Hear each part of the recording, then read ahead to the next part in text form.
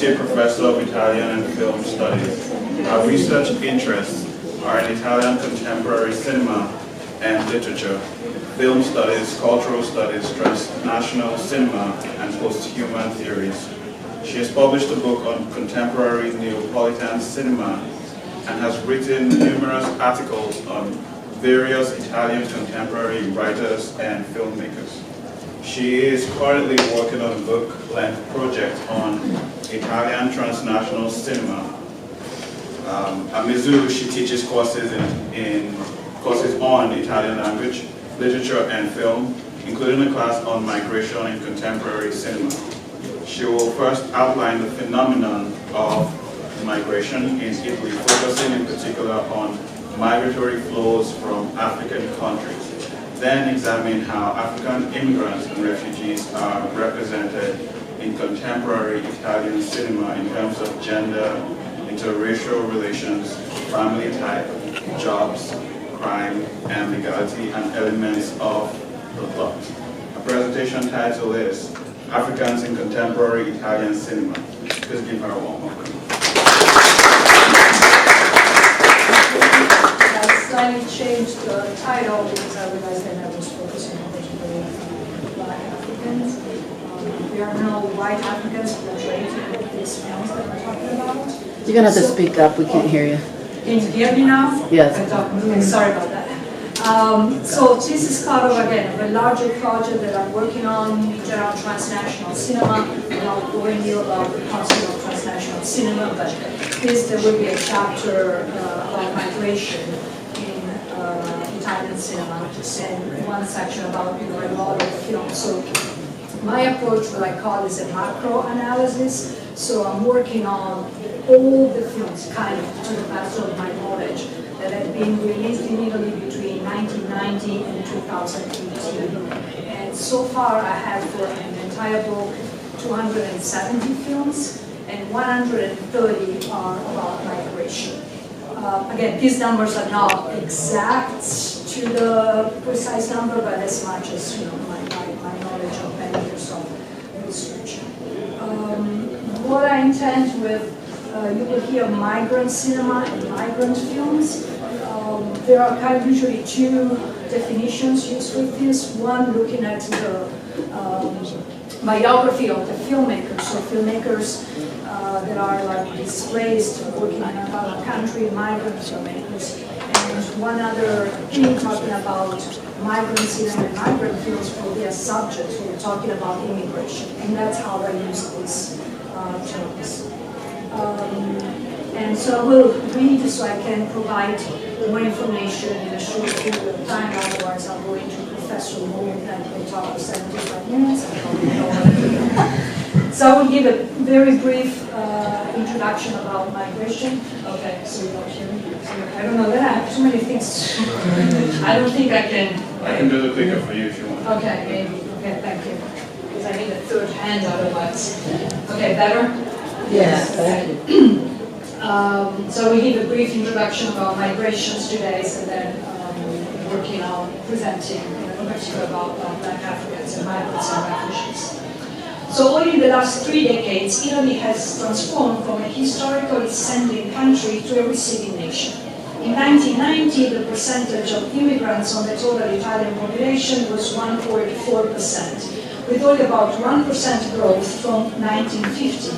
When foreign residents were a minuscule 0.1%.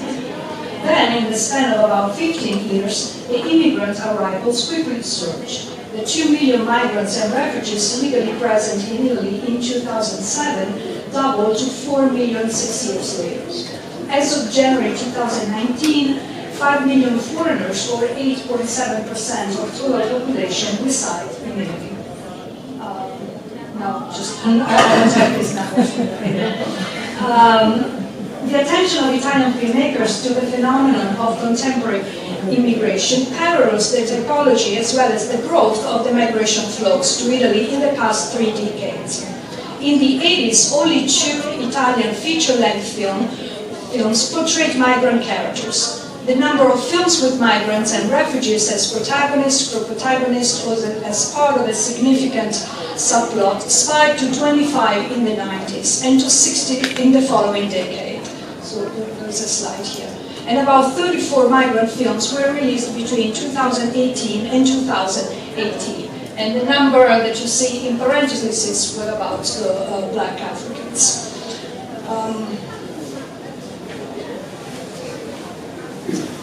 So again, I already said that I'm talking about 130 feature films, so I'm not analyzing documentaries and short films. So 44 of these films, or about 33.5%, contain a Black African migrant or refugee. The largest number of cinematic Black Africans appeared in the 90s, accounting for about half of total migrant films produced between 1990 and 1999. This concentration reflects the immigration wave of those years, which consisted primarily of North Africans. Moroccans in particular constituted the large group of migrants in Italy until 2005. So this is 2016, but it hasn't changed much from nowadays. So although they still have a significant presence in the country as the third largest nationality after Romanians and Albanians, Moroccans appear only in 4 films, surpassed by Tunisians who are portrayed in 8 films. And nowadays there are 400,000 Moroccans versus 9,000 Tunisians. 5 films have migrants or refugees from former Italian colonies, Eritrea, Libya, and Somalia. Although the Italian colonial past is never made explicit, I think there's a period now. Okay, so the next maybe? Okay, there's something got mixed up. Although the Italian colonial past is never made explicit in these films, I agree with scholar Enya Cohiol when she writes that the modes of signification through which all of these representations take shape are clearly imbricated in colonial, post-colonial, or racist, anti-racist discourses, whether unconsciously expressed or explicitly addressed. Africa is a vast continent encompassing both geographic variation and tremendous cultural diversity. Therefore, being African cannot be a uniform identity, like it wouldn't be being European. Okay, sorry. So a few films express the racist ignorance of Africanness as a cauldron of interchangeable nationalities. In Articolo 2, Article 2, an Algerian citizen is often identified as or asked if he were Moroccan. Morocco, Algeria, over there, anyway, comments the police officer who is dealing with his visa application. In another film, Good Morning Amam, the protagonist is a young Somali man whose family fled their country to escape violence. About halfway in the film, the ex-wife of Aman's newly acquainted Italian friend Teodoro tells Amam about a car accident Teodoro provoked, in which a young African man was killed. He was like you from Senegal, she specifies. I'm from Somalia, responds Amam. Sometimes the identification of the migrant's country of origin is purposely omitted in order to create a universal tale of oppression. For example, in Bernardo Bertolucci's Besieged, the African country we see in the prologue from which the protagonist, Shandurai, fled after her husband was arrested for political reasons, remains unidentified throughout the film. So we never know. We see these generic posters and everything is generic. It's kind of a generic African country with an oppressive regime. Shandurai from Besieged is one of the real black female protagonists. The universe of Black Africans that contemporary Italian cinema presents is predominantly male, with only 4 Black African women portrayed in a leading role. 4 Black African women portrayed in a leading role. The body of these African women is more frequently sexualized than the body of white female migrants. African men's bodies also tend to be exposed more frequently than white migrants' bodies, but the goal is different. The shirtless body of the African male migrant is often that of an exploited laborer. So his body is on display primarily in order to validate his presence as a fit laboring body, rather than an eroticized object of the gaze, like instead is the female. So the exposed naked body of the black African woman is often that of a lover in an interracial relationship, be it an intimate occasional encounter or a romantic relationship with a white Italian man. Although statistically, 59% of Italian men choose Eastern European women, and 40% of Italian women prefer African men. So what we see on screen, it doesn't follow what Italian and men and women prefer. Religion is normally not discussed nor included in the daily life of the black African migrants of Italian cinema. And we see them praying only in a couple of films. This is one of the two films. The iconography here is that of Muslim prayers. The rich religious diversity of the African continent, which includes Christianity, Hinduism, and traditional African religions, does not find inclusion. Contemporary Italian migrant films generally focus on the traumatic experience of migrants rather than the threat they allegedly pose to the nation. As such, they tend to humanize instead of demonize the migrants.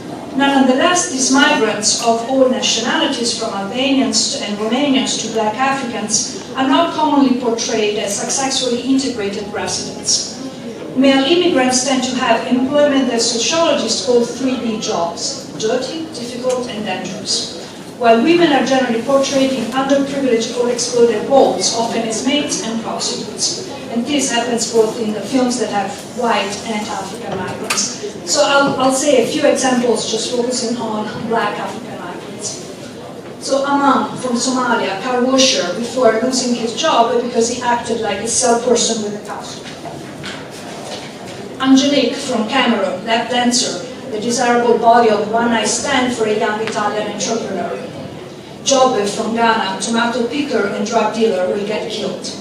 Hassan, a Tunisian mechanic accused of being the killer of the Italian woman a young school teacher from Tuscany had a relationship with. Khalid from Tunisia, suspected of being a terrorist. Shandirai studies medicine but works as a cleaning lady in the apartment of a white British pianist. A group of young men from the Ivory Coast who steal cars and artworks and sell drugs and their own bodies. Several Nigerian prostitutes. Several frightened women escaping violence in their home country, clandestine in Italy, in transit to reach a family member somewhere else in Europe. A rare case of a successful black African migrant is Naguib from Morocco, who works as an architect in Turin. So this is the film. However, he gets involved with an undercommanded prostitute, also from Morocco, and the storyline soon diverts from integration to desperation and illegality. Another significant exception are the wealthy upper-middle-class Senegalese couple in Bianco, black and white, Bertrand and Nadine. He's the boss at a non-profit organization. She works at the Senegalese embassy in Rome and wears Armani clothes. When she starts an affair with Italian Carlo, so you see, no, it's the same, sorry, so you see the affair. When she starts an affair with Italian Carlo, her life will get upside down, and the consequences of their betrayal become dominant over issues of integration and interracial conflicts.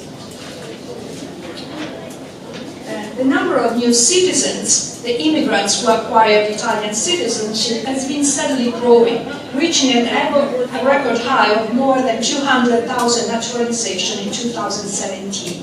I haven't found a specific data for nowadays, but they're still growing.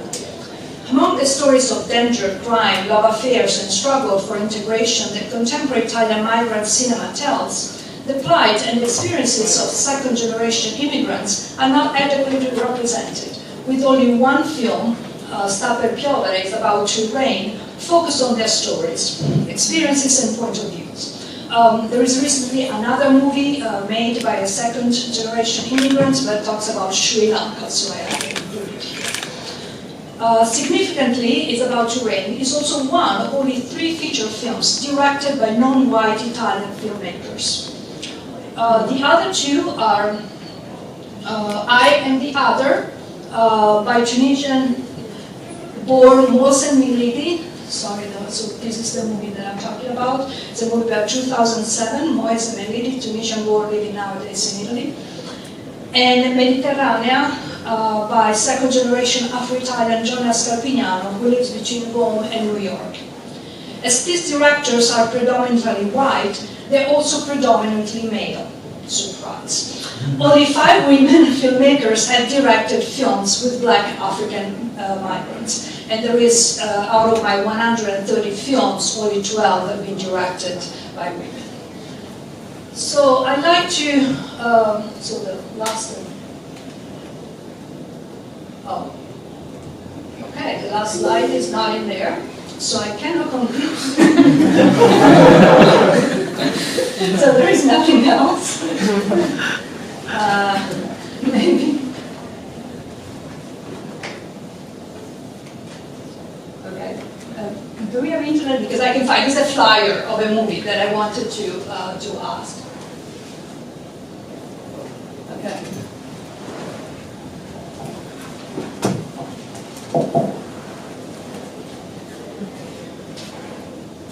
Anyone just started thinking about burning questions they want to ask? I can't.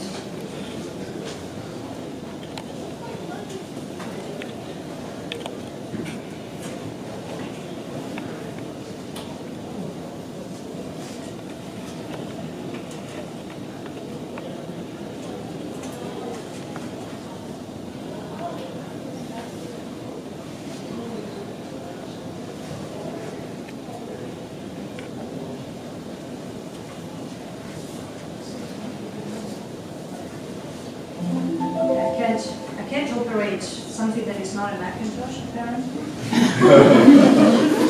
Yeah, just. So anyway, so that was the billboard of the film by the Tunisian-born filmmaker. So, and I wanted to ask, to reflect on the visual of the billboard. If you see what I see, and what it says, if the visual says about the representation of Black Africans. So the film tells of how stereotypes and suspicions can change one's life forever. 2 friends, a Sicilian fisherman and an exiled Tunisian, share the same name, Joseph, in their respective languages, an Italian Giuseppe and an Arabic Joseph.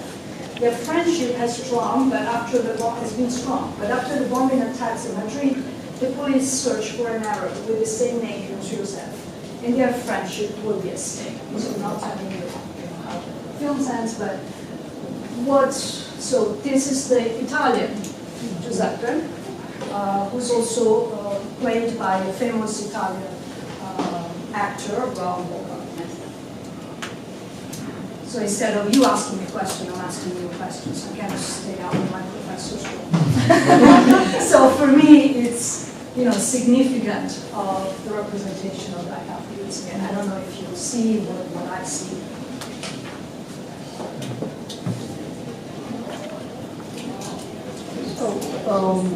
I guess what we don't see Yeah.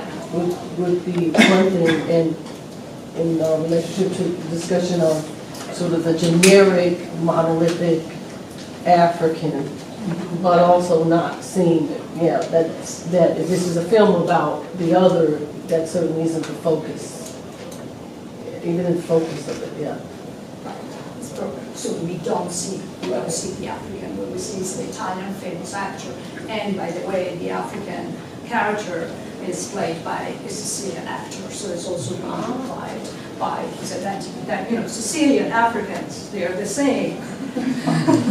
So that's depriving the characters' identities once. And these disappearances also exist, so I don't want to have time. Another more question.